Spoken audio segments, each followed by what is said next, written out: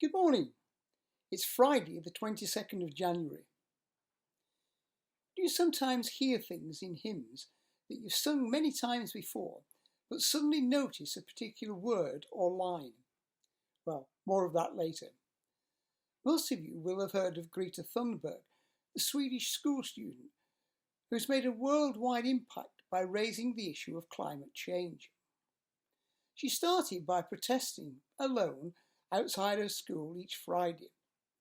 Now, most schools would have a big problem with that. First, she was absent from class, and secondly, she was picketing the school with placards. I don't suppose she anticipated in great detail what would happen, but eventually thousands of young students around the world followed her example. Some stood on the steps of Skipton Town Hall and addressed the crowd that gathered to give them support. Many schools, maybe even most schools, banned their students from taking part in such demonstrations. There seems to me to be a great tension and a conflict here. One of our schools, if I understand it correctly, agreed that their students could protest and carry placards, but within the school grounds that bordered on a busy main road. They were not supposed to leave the premises. Now, I can understand that approach, and it seemed a sensible compromise. After all, the school had a responsibility for the safety of the students, which couldn't have been fulfilled if they'd wandered off the site.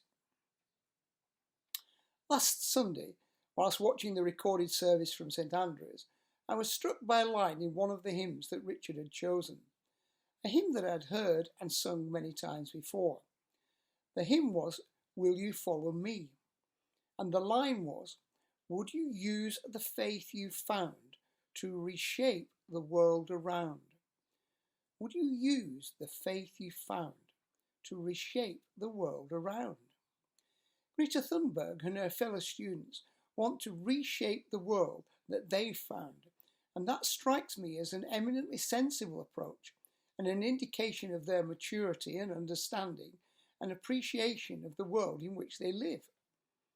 A word that's been used many times in these reflections is hope. They need to have hope for a better world.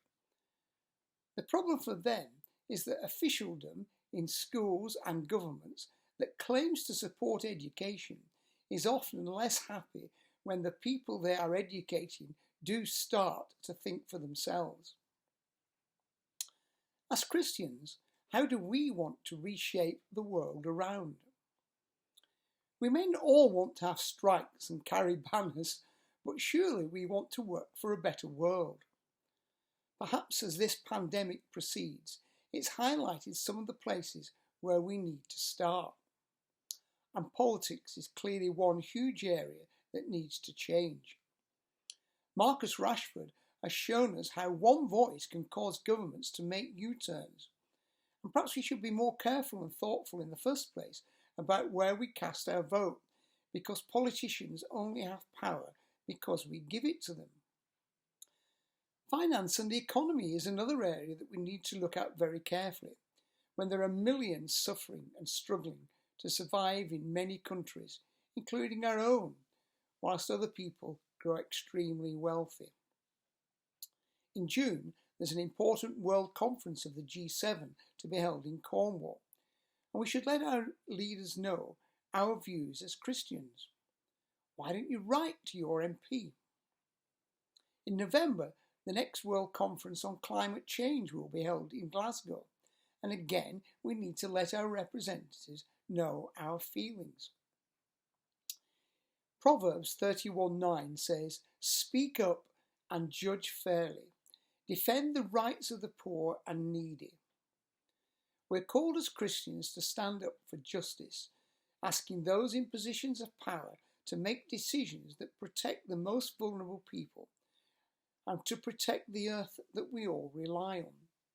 Every Christian is called to play their part in using their voice to help build a better world. Malcolm Duncan, in his book Building a Better World, Faith at Work for Change in Society, pleads with the church to recognise that we cannot change the world on our own, and he challenges those who dismiss the teaching of Christ as irrelevant or obsolete, to stop and take time to think again. It's often assumed that social action and religious faith are unrelated. Those with a passion for justice do not always see a place for faith, and those with religious conviction do not always see how it can impact society.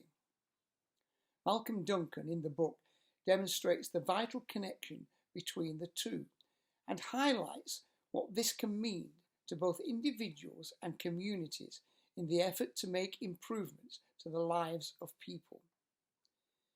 But these are not all the things that we can do. As Reverend Andrew pointed out in his reflection on Monday, we can all make small changes. We can look to see how we can improve things for our families, our friends, and our neighbours.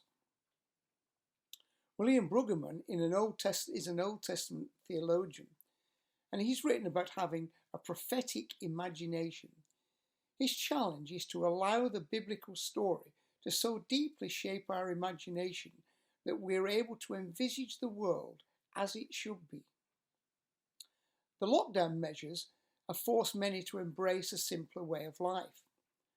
Many continue to struggle, and we mustn't forget that.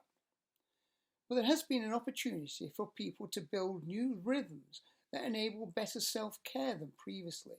Rhythms of prayer and meditation, regular exercise, and time spent connecting with nature.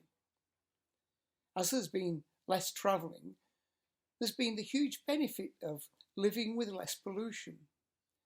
I wonder if going forward we'll get back in our cars and allow the road traffic and pollution to build up again. Will we pick up our old travel habits or make different holiday choices and do more of our work meetings virtually? Will we rush back into the shops at the weekend or spend more time at home with family and friends? Will we find ways to continue connecting with and looking out for our neighbours? COVID-19 is a wake-up call to us all, and the crisis gives us a once-in-a-lifetime opportunity to shape the world in which we live. We've seen that we are capable of adapting incredibly quickly as human beings and as a society. Fundamental renewal feels not only desperately needed, but perhaps even possible. And as Christians, we should be leading the way to justice, equality, and reconciliation to change our world for the better. Let us pray. Lord, your summons echoes true when you but call my name. Let me turn and follow you and never be the same. In your company I'll go where your love and footsteps show.